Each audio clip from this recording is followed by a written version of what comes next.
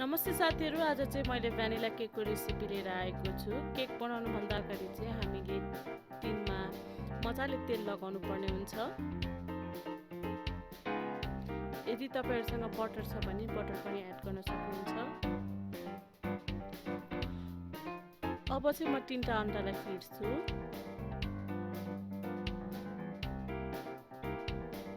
यदि तपाईहरुसँग यस्तो electric bitter छैन भने चाहिँ ह्यान्ड मिक्सरले पनि फिट्न सक्नुहुन्छ।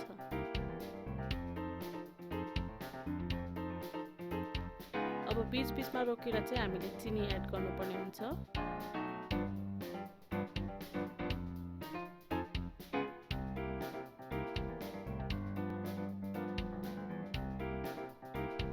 हामीलाई चाहिँ क्रिमी फर्ममा चाहिन्छ।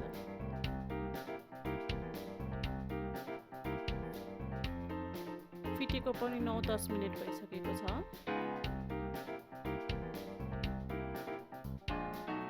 हेर्नुस् त कति राम्रो भएको छ। अब हामी यसमाथि तेल पनि एड गर्छौं र 1 मिनेट फेरि पनि फिट्छौं।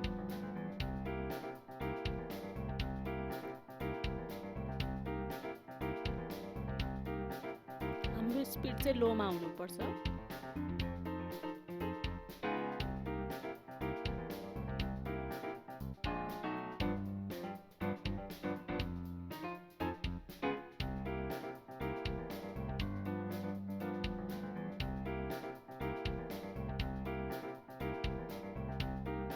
यतिको क्रिमी भएपछि चाहिँ अब हामी ड्राई इन्ग्रेडियन्ट्स बनाउँछौं।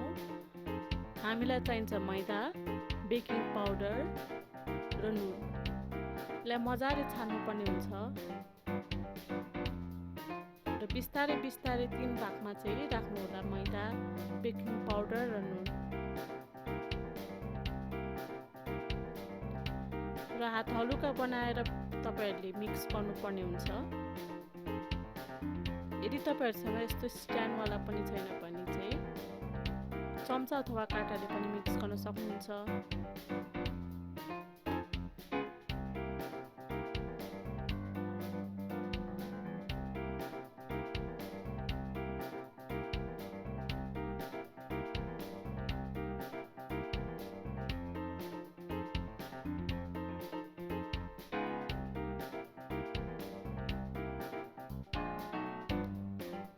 अब मजाले मिक्स भएपछि चाहिँ म ग्लासमा 2 चम्चा दुध राख्छु र 1 चम्चा चाहिँ भ्यानिला एसेन्स एड गर्छु र त्यो ब्याटरमा खनाउँछु।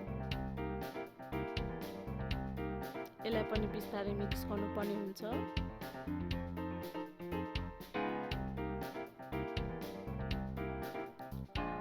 अब सबै इन्ग्रेडियन्ट्स मिक्स भएपछि चाहिँ म केक टिनमा खनाउँछु र ट्याम्प गर्नुपर्ने हुन्छ बबल्स हटाउनको लागि। अब ओभन चाहिँ 180 डिग्री सेल्सियसमा राखेको छु मैले 35 मिनेटको लागि। बीच-बीचमा चाहिँ खोलेर नहेर्नु होला, नत्र हाम्रो केक फुल्दैन। हेर्नुस् त हाम्रो कति राम्रो भएको छ स्पन्ज। अब टुथपिकले चेक गर्छु पाकेको छ कि पाकेको छैन भनेर। राम्ररी पाकिसकेको छ हाम्रो केक। अब चाहिँ म 2 भागमा काट्छु।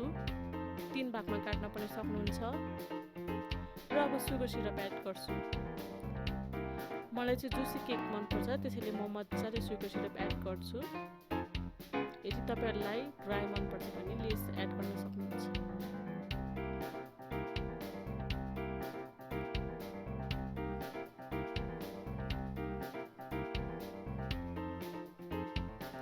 अब म व्हिप क्रिम एड गर्छु।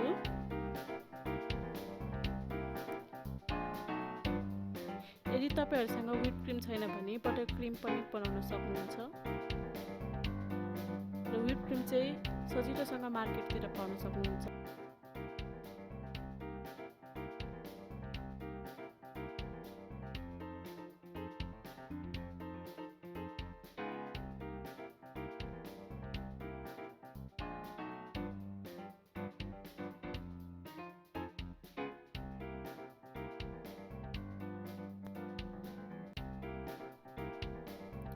अब तपाईलाई जस्तो आउँछ त्यसरी नै केक डेकोरेसन गर्न सक्नुहुन्छ।